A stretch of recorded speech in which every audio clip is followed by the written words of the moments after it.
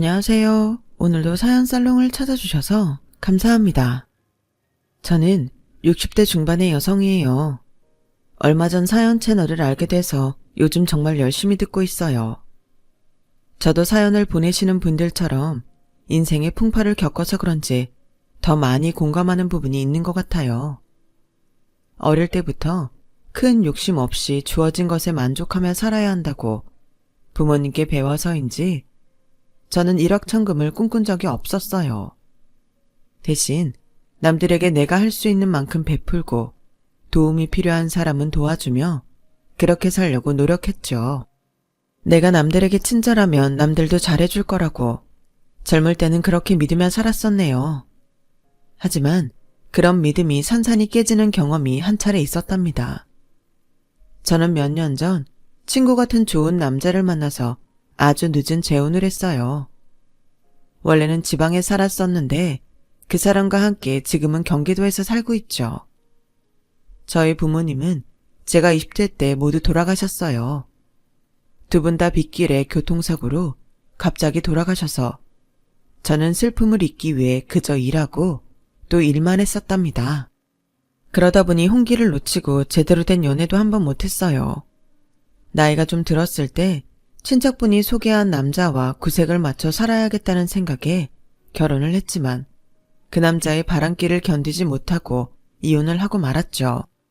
저는 그래도 내가 착하게 살면 언젠가는 나한테 돌아온다고 믿으며 살았어요.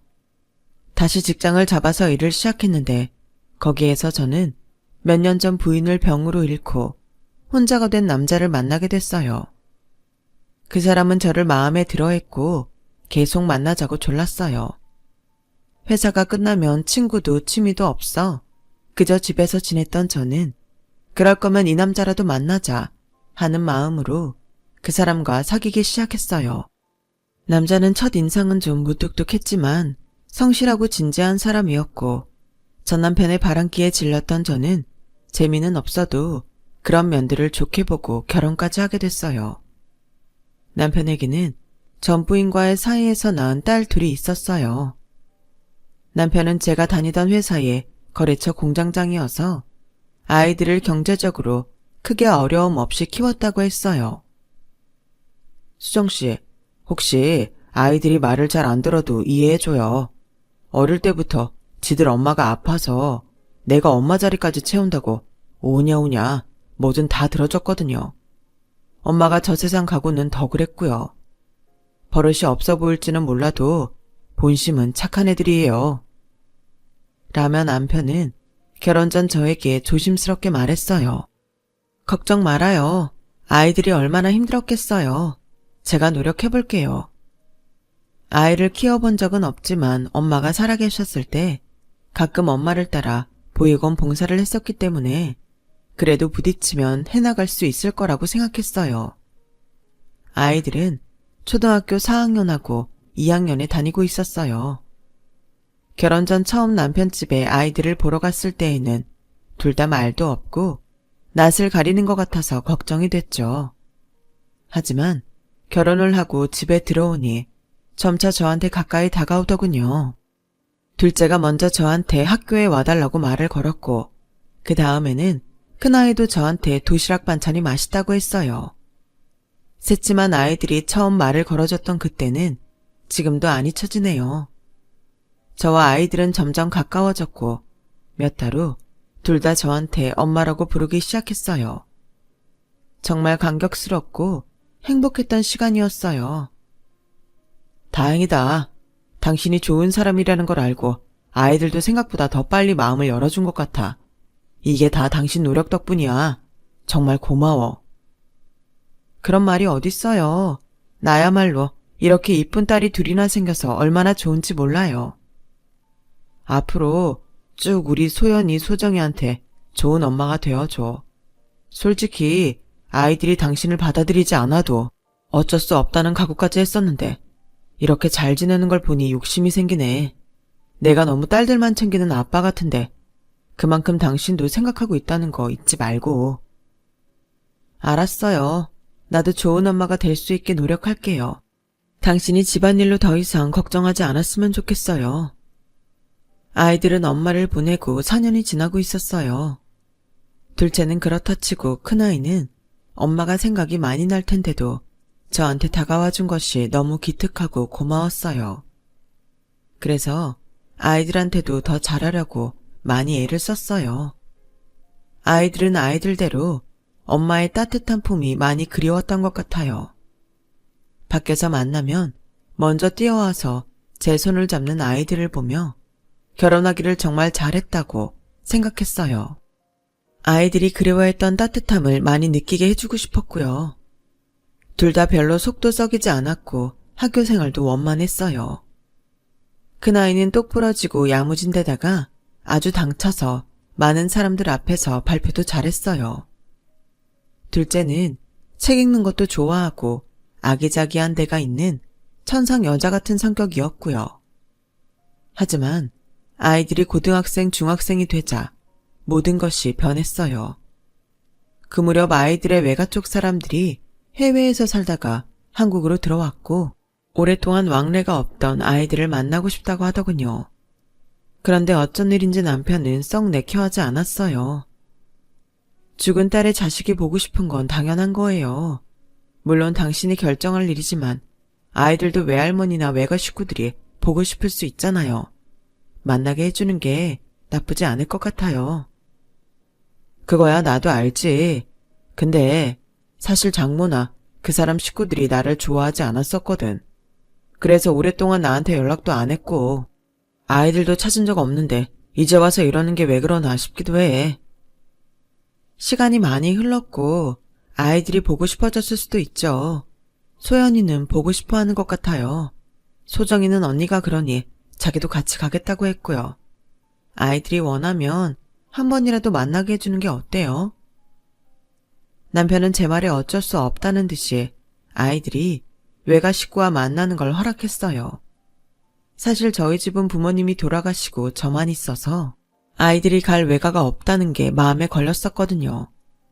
저는 정말 좋은 마음으로 했던 일인데 그게 인생에서 아주 큰 시련이 될 줄은 꿈에도 몰랐어요. 아이들은 처음 외가 식구들을 만나고 온 후에 이모가 정기적으로 만나고 했다며 그러고 싶다고 하더군요. 아빠가 한 번뿐이라고 했는데 왜 또 만난다는 거야? 이제 너네 엄마는 여기 있잖아. 외가 식구는 원래 없었어. 그 사람들이 너네를 어릴 때 보러 온 적도 없잖아. 그러니까 지금부터는 우리랑 잘 지내고 싶대. 한 달에 한 번인데 안 돼? 아빠, 만나게 해줘. 라며 큰딸이 조르자 남편은 할 수 없이 허락했어요. 그날 밤 남편은 저에게 따로 속내를 털어놓았어요. 사실 남편 큰아버지가 작년에 돌아가셨는데 그때 남편 앞으로 유산을 조금 남겨놓았다는 거였어요. 그 사람은 욕심이라곤 전혀 없었는데 이상하게 장모하고 처제들이 욕심이 드글드글했거든. 어쩌면 그 사람들이 한국에 와서 나한테 재산이 좀 생긴 걸 알고 저러나 싶어. 저는 놀라긴 했지만 설마 그러겠냐며 반신반의했죠.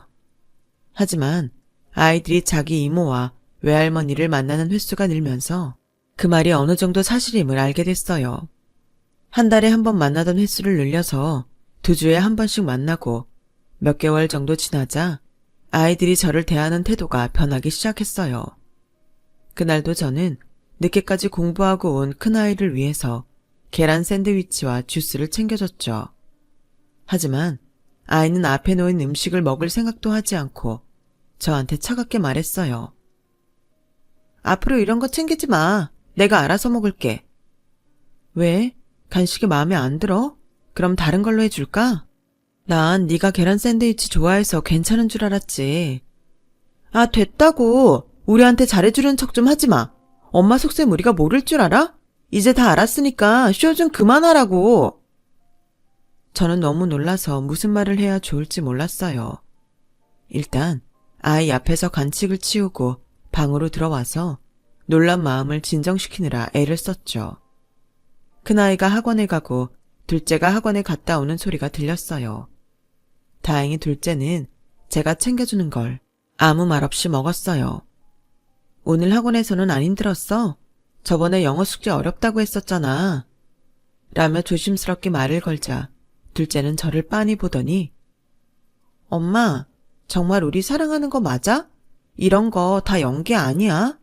사실은 우리 아빠 돈 때문에 우리한테 잘해주는 척 하는 거지? 그게 무슨 말도 안 되는 소리야. 그런 거 아니야. 엄마는 진짜 아빠랑 좋아해서 같이 사는 거고 너도 언니도 정말 내 딸이라고 생각하고 있는데 대체 왜 그런 생각을 하게 된 거야? 친이모랑 외할머니가 엄마한테 속지 말라고 했어. 나중에 아빠 재산 다 가로채려고 연기하는 거라고. 솔직히 나랑 언니도 그 말에 충격받았다고.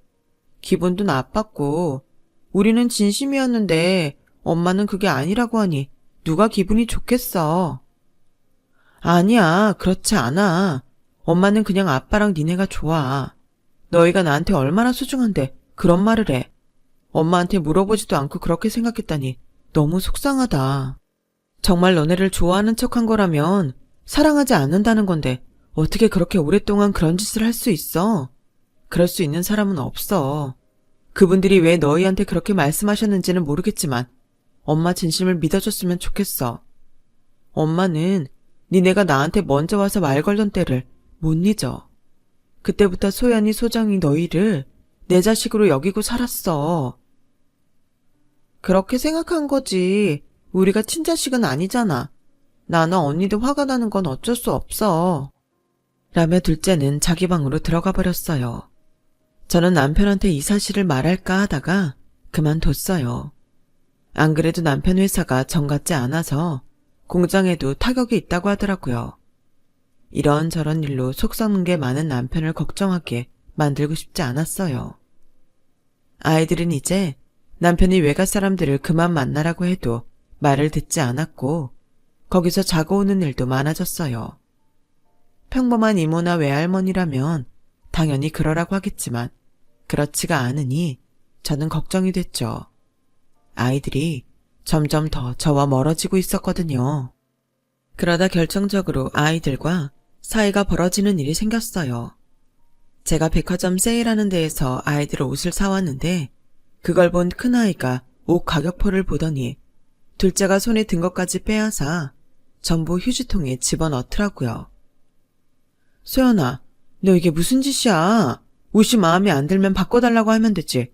왜 멀쩡한 옷을 버려? 멀쩡하긴 뭐가 멀쩡해. 이거 다 싸게 파는 것들이잖아. 소정아, 내가 그랬지? 이모랑 외할머니 말이 맞다고. 이거 봐. 진짜 우리한테 진심이었으면 이딴 싸구려나 사다 주겠냐고. 그동안은 우리가 몰라서 당했지만 앞으로는 어림없어.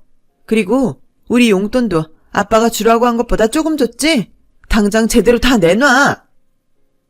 큰아이는 얼굴이 빨개지도록 악을 쓰며 소리를 질러댔어요. 둘째는 저를 차갑게 쏘아보더니 자기 방으로 들어가 버렸고요. 저는 처음 보는 큰아이의 모습에 가슴이 두근거려서 아무 말도 못하고 휴지통에 버린 옷을 챙겨서 방으로 왔어요. 아이들 때문에 너무 속이 상했고 가슴이 아팠어요.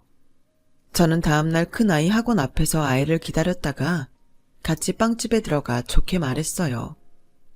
소연아, 다 오해야. 내가 언제 너 싫다고 한 거 해준 적 있어? 사실 요즘 아빠 회사가 예전처럼 잘 되지가 않아서 이것저것 아낄 수 있는 걸 아끼고 있어. 네가 그렇게 상처받았다면 저 옷들 다 환불하고 세일 안 하는 걸로 사올게. 나는 너랑 소정이가 반해서 기죽을까봐 좋은 것만 해주려고 굉장히 노력했어. 그러니까 이모랑 외할머니 말만 믿지 말고 엄마가 하는 걸 좀 제대로 봐줘. 이런 말 하려고 날 붙잡은 거야? 진짜 이모랑 외할머니가 말한 대로네. 엄마가 분명히 우리랑 사이 갈라놓으려고 친한 척하면서 없는 말 할 거라고 했거든. 이제 아무리 말로 우리를 홀리려고 해봤자 소용없어. 그리고 용돈 당장 안 올려주면 나 의문내로 가버릴 거야. 그런 줄 알아. 라며 제가 붙잡은 손을 뿌리치고 먼저 나가버렸어요.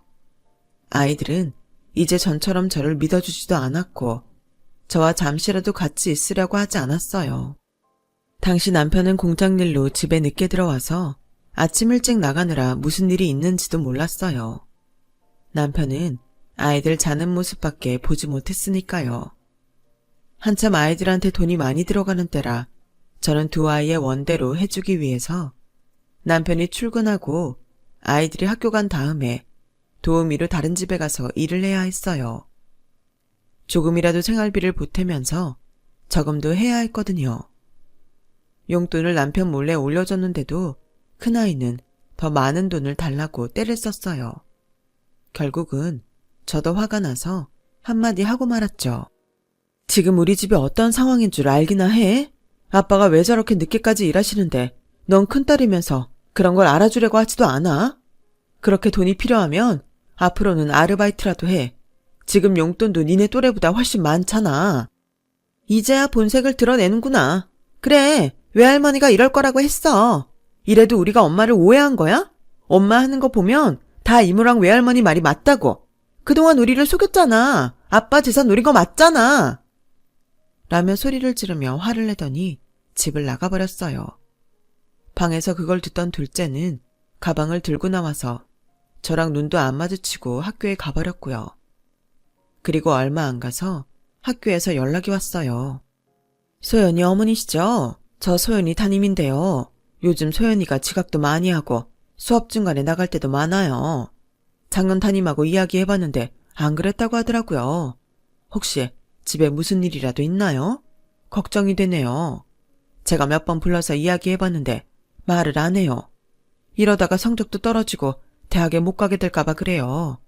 원래 공부 잘하던 아이인데 아깝잖아요. 저는 음료 박스를 사들고 학교에 가서 담임 선생님께 죄송하다고 사과를 하고 아이한테 잘 이야기하겠다고 했어요. 하지만 첫째와 이야기할 방법이 없었어요. 저를 완전히 오해하고 아예 상대도 안 하려고 하거든요.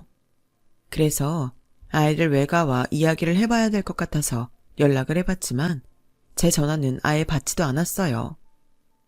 한 번만 더 전화하면 가만히 있지 않을 거예요. 고소당하고 싶으면 알아서 해요. 라는 매서운 말만 들어야 했죠. 할 수 없이 저는 이 일을 남편에게 이야기했고 남편은 먼저 큰아이를 붙잡고 말을 들어보기로 했어요. 엉뚱하게도 큰아이는 제가 용돈을 조금만 준다며 아예 취직을 하겠다더군요.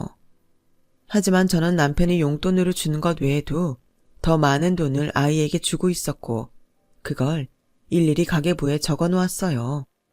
남편도 그걸 보고 확인하고 있었기 때문에 큰아이 말이 사실이 아니라는 걸 알고 있었어요. 니네가 받는 용돈은 요즘 애들이 쓰는 돈보다 많아. 대체 그 돈으로 다 뭘 하는 거니? 그리고 요즘 세상에 고등학교는 안 나와서 어디 가서 일을 해? 사회가 그렇게 만만한 데인 줄 알아? 라며 남편이 세게 나가니 큰아이는 이모 말을 듣고는 백화점에서 물건을 사고 먹는 것도 비싼 것만 사 먹었다는 거였어요. 그런 걸 써야 사람이 고급이 되고 남들이 얕잡아 보지 않는다나요? 아이들한테 뭐를 가르치는 건지 정말 기가 막힐 노릇이었어요. 남편은 화가 나서 아이들 외가를 찾아갔어요. 아이들한테 이런 사치나 가르칠 거면 다시는 연락하지 마세요. 아이들 양육권은 저한테 있고 저희 부부가 교육도 알아서 합니다. 또 이러면 저 그냥 안 넘어갑니다. 법적으로 해결할 거예요. 우리야 애들 기죽이지 말라고 한 건데 뭘 그렇게 화를 내. 제부, 그런데 아이들이 다른 말은 안 해. 제부 재산 좀 받았다며. 그거 아이들 앞으로 투자해달라고. 그래야 된다고 내가 여러 차례 말했거든. 결국 그거였군요. 당신들이 원하는 게. 왜요? 아이들이 받으면 당신들이 나중에 어떻게 해보려고요? 어림없습니다. 진짜 경찰서 가기 싫으면 이쯤에서 그만두세요. 남편 이야기를 듣고 저는 너무 어이가 없었어요. 어떻게 아이들을 이용해서 죽은 가족의 남편 재산을 가로채려고 하는지 이해를 할 수 없었죠. 그렇게 아이들과 외가의 사이는 일단락 났지만 아이들과 저의 오해가 풀린 건 아니었어요. 저는 아무리 잘하려고 해도 저를 무시하는 아이들에게 너무 상처를 받았고 그게 화병이 되는 것 같아서 집에 있는 시간을 줄이기 위해서 한 달에 한 번 정도 가던 요양원 봉사를 더 자주 가게 됐어요. 일단 아이들과 떨어져 있으면 마음도 차분해지고 저의 손길을 필요로 하는 사람들과 있으면 제가 그렇게 못난 사람이 아니란 생각이 들었거든요. 요양원 봉사를 하게 된 건 이모 할머니가 요양원에 들어가신 걸 알게 돼서 만나러 가면서였어요. 이모 할머니만 돌봐드릴 게 아니라 일손이 부족한 그곳에 도움이 되고 싶었거든요. 그러는 사이 큰아이는 대학을 가서 집을 나가 자취를 시작했어요. 우리도 이제 너한테 잘 지내보자고 엄마 맘을 알아달라고 비는 것도 지쳤다. 너도 이제 성인이니 잘 판단하고 살 수 있을 거야. 네 뜻대로 너한테 간섭하지 않으마. 대신 너도 우리한테 손 벌리지 마라. 알겠지? 라며 남편은 큰아이에게 단단히 일러뒀어요. 둘째는 조용히 자기 할 일만 했지만 큰아이와 마찬가지로 저한테 더 이상 마음을 열지 않았어요. 저는 아이가 원하는 것만 해주기로 했고 집안에 있어도 혼자 사는 것 같은 외로움을 느꼈어요. 그래서 더더욱 요양원에 자주 갔고 어느새 거기 거의 붙어있게 됐죠. 한동안은 아이들 생각만 하면 너무 서글프고 속이 많이 상했어요. 어릴 때는 그렇게 저한테 말도 잘하고 웃기도 잘했는데 예전을 떠올리면 지금의 제 신세가 너무 처량하게 느껴졌고 둘째의 냉대에 온몸이 떨려오곤 했어요. 그래도 언젠가는 오해를 풀고 내 진심을 알아주겠지 희망을 품으려고 애를 썼어요. 하지만 별다른 변화 없이 시간은 흘러갔고 둘째도 대학을 가고 친구와 학교 앞에서 자취를 한다고 이삿짐을 싸들고 가버렸어요. 집에는 남편과 저 이렇게 둘만 남게 됐어요. 남편과 저는 서로 말은 하지 않아도 아이들 걱정에 하루도 마음이 편하지 않았어요. 애들이 끼리는 거르지 않는지 돈이 떨어지진 않았는지 누가 괴롭히는 건 아닌지 별별 생각이 다 들더라고요. 저는 남편 몰래 아이들 자취하는 데에 가서 책 안에 살짝 돈 봉투를 끼워놓고 오기도 하고 밀린 빨래를 해주기도 했어요. 당신 오늘도 소영이 소정이 사는 데 갈 거지? 나 다 알고 있었어. 당신이 내 눈치 보는 것도. 내가 당신한테는 정말 너무 미안해. 이렇게 마음 고생시키려고 결혼한 게 아닌데. 언젠가 그 녀석들이 당신 이런 마음을 알아줘야 될 텐데. 괜찮아요. 한창 예민할 때 아이들한테 이상한 말을 한 어른들이 나쁘죠. 저는 아이들이 아무 탈 없이 지내면 그만이에요. 저는 남편이 저를 알아주는 것만으로도 힘이 됐어요. 시간은 생각보다 빠르게 흘렀고 큰아이는 대학을 졸업했어요. 졸업식 때 저는 먼 발치에서 남편과 아이들이 사진 찍는 걸 지켜보기만 했죠. 그래도 어엿하게 학사모를 쓴 모습을 보니 너무 대견했어요. 큰아이보다는 둘째가 그래도 저한테 말을 하는 편이었어요. 한 번은 길에서 우연히 둘째를 만났는데 그래도 저를 피하지 않고 사람들한테 엄마라고 인사도 시키더군요. 그게 얼마나 고맙고 위로가 됐는지 몰라요. 저는 그날 둘째한테 고맙다고 전화를 했어요. 저도 아직은 뭐가 뭔지 잘 모르겠지만 그래도 엄마한테 나쁜 감정은 좀 없어졌어요. 인사 정도는 할 테니까 혹시 다시 보게 돼도 피하지는 마. 라는데 저도 모르게 눈물을 줄줄 흘리고 말았네요. 얼마 안 가서 큰아이는 취직한 회사에서 결혼할 사람을 만났다며 명절에 집으로 인사를 오겠다고 했어요. 저와 남편은 사윗감이 온다는 생각에 마음이 들떠서 이것저것 준비도 많이 하고 잠을 설칠 정도로 기뻤어요. 둘째도 언니와 형부 될 사람을 만난다고 집에 오겠다고 했어요. 그 말을 들으니 마음에 생기가 돌더라고요. 저는 아이들이 좋아하는 음식을 잔뜩 만들고 커튼도 싹 바꿔 달아놓고 아이들 방까지 다 청소를 했어요. 침대 커버머 이불도 새 걸로 싹 다 바꿔놓았죠.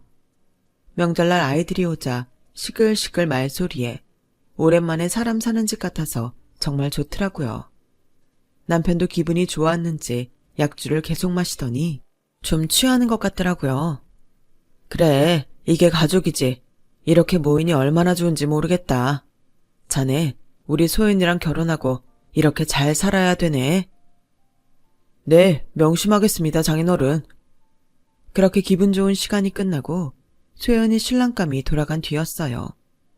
남편은 계속 술을 마셨고 둘째한테도 이런저런 이야기를 했어요.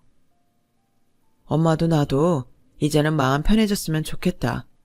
너의 생각은 어떨지 몰라도 아빠는 매일매일 오늘 같기만 했으면 소원이 없겠어. 이 양반이 평소 잘 안 마시는 술 좀 잡수시더니 말이 많아지셨네. 우리야 애들만 잘 살아주면 편한 거죠. 달리 뭐 바랄 게 있겠어요. 라고 하자 큰아이가 그러더군요. 우리가 잘 살았으면 좋겠다니 하는 말인데 아빠, 유산은 어떻게 나눌 거야? 아빠는 그거 미리 좀 생각해줘. 난 결혼하면 아이도 생길 거고 돈 들어갈 때가 많아지잖아. 소정이랑 똑같이 준다느니 그런 말 하면 안 돼. 그리고 엄마 뭐 꼭 챙겨야 되는 거 아니지? 저와 남편이 너무 놀라서 바로 말을 못하고 있는데 둘째가 그게 무슨 말이야? 그럼 내가 언니보다 덜 받아야 된다는 거야? 그런 말도 안 되는 소리가 어딨어. 난 내 목 제대로 챙겨 받을 거야. 웃기지 마. 어떻게 첫째랑 둘째가 같아? 이건 남자들만 따지는 거 아니라고 생각해. 나 너 엄마한테 연락해서 점수 더 딴 거 알고 있거든? 아빠, 소정이가 저렇게 여우라니까? 소정이는 엄마 좋아서 전화하고 인사하고 그러는 거 아니야. 다 속셈이 있다고. 언니는 자기가 그러니까 남들도 다 그러고 사는 줄 알지? 언니 이렇게 속물인 거 형부될 사람은 알고 있어? 라면서 싸우기 시작하는데 난리도 그런 난리가 없었어요. 저는 억장이 무너져 내렸어요. 방금 전까지 좋았던 분위기는 온데간데 없어지고 난장판이 돼서 아이들이 머리채를 잡고 싸웠거든요. 남편은 그런 애들을 보고 술이 다 깼는지 화를 냈어요. 니들은 아직 아빠가 이렇게 건강한데 유산 갖고 싸우기나 하냐? 어떻게 부모 생각은 요만큼도 안 해? 라고 하자 큰아이는 지금까지 아빠도 엄마 생각만 했지 우리 생각 안 했잖아요. 남편은 그 말에 충격을 받은 표정으로 동네 한 바퀴 돌고 오겠다며 밖으로 나가버렸어요. 저는 너무 화가 나서 견딜 수가 없었어요. 소연이 너 그 말 아빠한테 정말 실수한 거야. 이런 식이면 너 결혼하는 것도 다시 집에 오는 것도 하나도 안 반가워. 소정이 너도 아빠 유산 받을 생각에 나하고 잘 지내려고 한 거면 다 필요 없으니까 연락하지 마. 다음에도 이럴 거면 다시 찾아오지 마. 라며 소리를 지르고 아이들을 집 밖으로 몰아냈어요. 저는 마음이 아팠지만 다시는 이런 일이 없기를 바랐어요. 하지만 저한테는 진짜 불행이 시작되고 있었어요. 남편과 제가 결혼기념일로 밖에서 외식을 하기로 한 날이었어요. 어차피 아이들이 챙겨줄 것도 아니니 둘이서 먹자며 남편이 한정식 예약을 했어요. 그런데 아무리 기다려도 남편은 오지 않았고 저는 무슨 일이 생긴 건 아닌지 걱정이 됐어요. 아니나 다를까 집에 가니 바로 전화가 오더군요. 김영호 씨 가족분이신가요?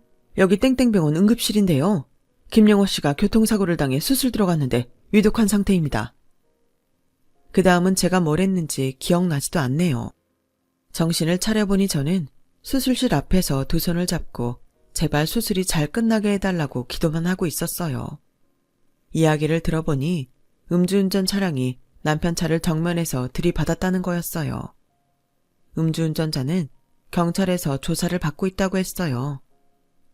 저는 남편이 무사히 수술을 받고 잘 회복하기를 간절히 빌었지만 결국 중환자실에 입원한 지 이틀 만에 저 세상으로 가버리고 말았어요. 어쩌자고 이런 일이 생겼는지 하늘이 너무 원망스러웠어요. 지난해가 남편과 마지막으로 보낸 결혼기념일이었다는 게 믿어지지도 않았고 너무 황망했죠.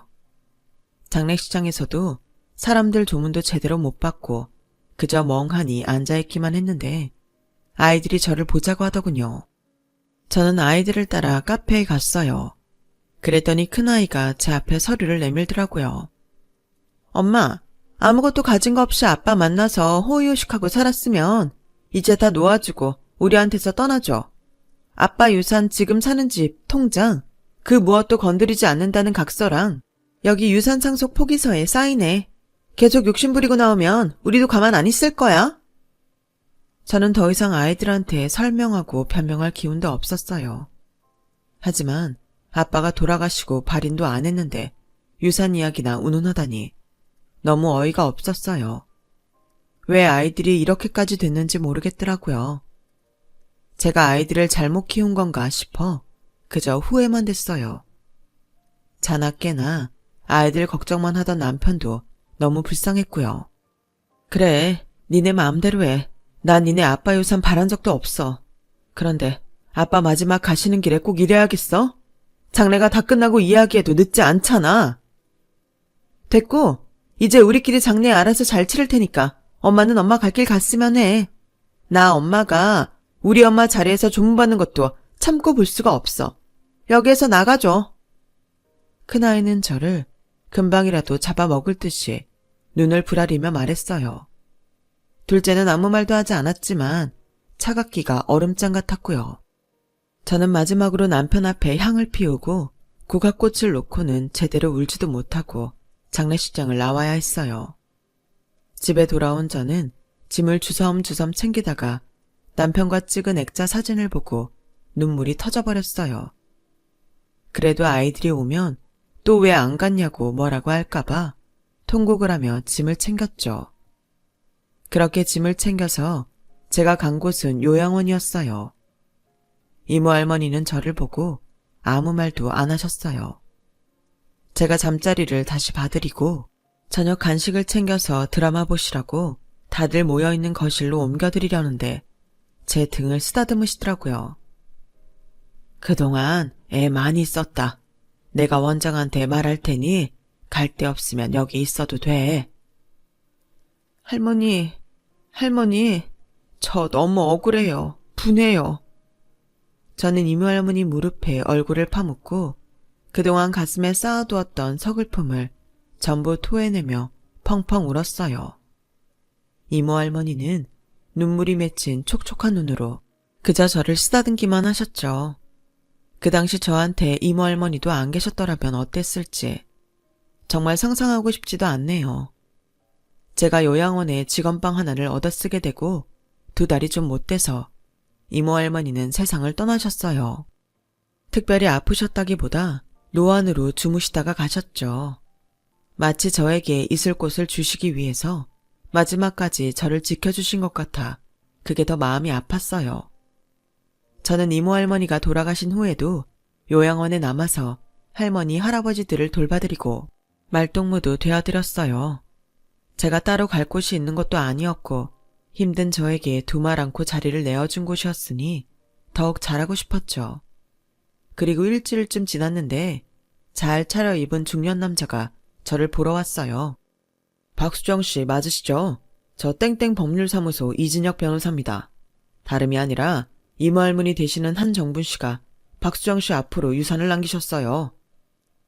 그런데 갑자기 웬 사람들이 사무실로 들이닥쳤어요. 보니까 딸아이들이더군요. 너희가 여기는 어쩐 일이야? 어떻게 알고 왔어? 그게 제가 박수정 씨가 여기 계신 줄 모르고 주민등록 주소지로 연락을 했다가 말씀을 드려서요. 변호사는 어째 민망한 표정으로 머리를 긁적였어요.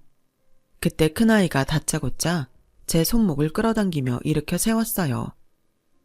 여기서 이러고 있지 말고 집에 가자. 라는데 둘째 딸이 큰딸 앞을 가로막으며 언니 엄마 싫어하잖아. 난 그래도 엄마한테 연락은 했거든. 엄마 나랑 같이 가. 엄마 방 깨끗이 단장해놨어. 야 웃기지 마. 엄마는 큰딸하고 살아야지. 곧 사위도 보는데. 라며 아웅다웅 다투기 시작하는데 전처럼 곧 머리채를 잡을 분위기였어요. 변호사님, 이게 다 어떻게 된 일이에요? 그게 제가 따님들한테 박수정 씨 앞으로 유산이 생겼다고 했더니 딸들은 제게 유산이 생겼다는 걸 알고 이렇게 서로 저를 데려가겠다며 요양원에까지 와서 싸우는 거였어요. 아니, 대체 그 유산이 얼마나 되길래 이러는 거예요? 라고 묻자 변호사가 서류들을 내미는데 저는 평생 본 적도 없는 액수의 예금과 꽤 많은 평수의 땅까지 있더라고요. 자식이 없던 이모 할머니는 제 노후를 걱정하셔서 평생 모으신 재산을 전부 저에게 주고 떠나신 거였어요. 그 사실에 저는 눈물이 나서 어쩔 줄 모르겠는데 남편의 딸들은 그걸 챙기고 싶어서 싸움질이나 하고 있으니 속에서 열불이 올라왔어요. 너네 솔직히 말해봐. 내가 이런 유산을 받지 않았어도 날 찾았을 거야? 아니잖아. 니네 나 아빠 장례도 못 치르게 하고 유산 포기각서 받아서 쫓아낸 애들이야. 그게 불과 2달 전이라고. 그러던 니네가 이제 와서 이러면 내가 니네 진심을 믿겠어? 서연이 너, 내가 니네 아빠 재산 노린 거라고 날 얼마나 모욕했어. 소정이 넌 얼마나 쌀쌀맞게 굴었어. 그래놓고 이제 와서 같이 살자고? 난 일 없어. 수억이 있어도 난 여기서 살 거야. 엄마 재산은 그냥 수억이 아니야. 그리고 엄마가 이렇게 돈이 잘 붙는 사람인지 어떻게 알았겠어? 엄마, 나는 결혼하면 아이도 낳고 돈 들어갈 때가 좀 많아? 나 좀 봐줘. 내가 세상 사는 게 얼마나 팍팍하면 이러겠어. 아니, 넌 니네 이모랑 외할머니한테 아주 제대로 교육받은 것 같아. 나랑 아빠는 너 그렇게 속물로 안 키웠어. 너 이렇게 키운 그 사람들한테 돈 달라고 해. 엄마, 그럼 나랑 가. 나 알지? 난 언니처럼은 안 했잖아. 그래도 난 길에서 만나면 인사하고 친구들한테 소개도 했잖아. 내가 정말 잘할게. 다시 재미있게 살자. 아니야. 너도 똑같아. 말을 안 할 뿐이지. 속내는 니네 언니랑 같다고. 그게 아니면 니네 언니가 나 쫓아내는데 넌 왜 가만히 있었어? 그것만이 아니잖아. 장례식장 들어오는 것도 싫어했잖아. 그제야 딸들은 조용해지며 고개를 숙였어요. 변호사는 2사람을 번갈아 보더니 이건 전적으로 박수정 씨의 권한이니까 2분이 계속 박수정 씨가 원하지 않는 방향으로 끌어가게 되면 변호사로서 2분을 법적 조치하라고 조언할 수밖에 없습니다. 들었지? 내가 니네 법원까지 끌고 가 볼까? 나 니들한테 완전히 정 다 떨어졌어. 너희가 다시 돌아와 주길 간절히 바란 적도 있지만 이제는 아니야. 나 너희들 누구하고도 안 살아. 나한테 돈 없으면 찾아도 안 봤을 너네 여기 안 온 셈 칠 거야. 변호사는 제게 상속서류에 사인을 해달라고 했어요. 사인을 하면서 보니 이모 할머니가 남기신 재산은 못해도 30억은 되더라고요. 아이들은 꼼짝도 않고 그 자리에 있었어요.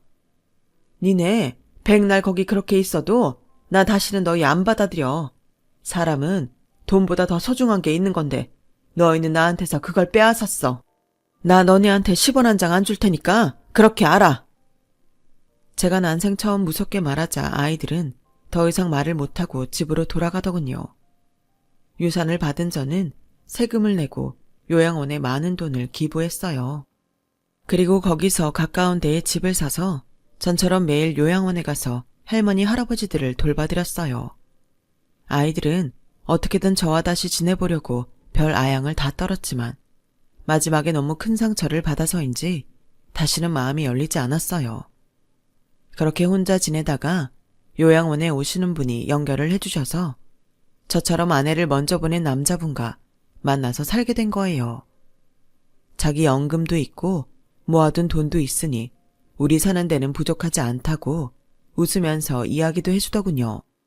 상처받은 날들이 많았지만 마치 그 시간들을 보상해주는 것처럼 너무나 따뜻한 사람을 만나서 지금은 행복한 시간을 보내고 있어요. 아이들은 지금도 욕심을 못 버리고 저를 기웃거리는데 그때마다 남편이 어찌나 따끔하게 쫓아내는지 몰라요. 제 이야기는 여기까지예요. 제 사연을 들으신 모든 분들 다들 행복하시고 늘 건강하세요. 좋은 일을 하면 반드시 좋은 일로 돌아올 겁니다. 감사합니다.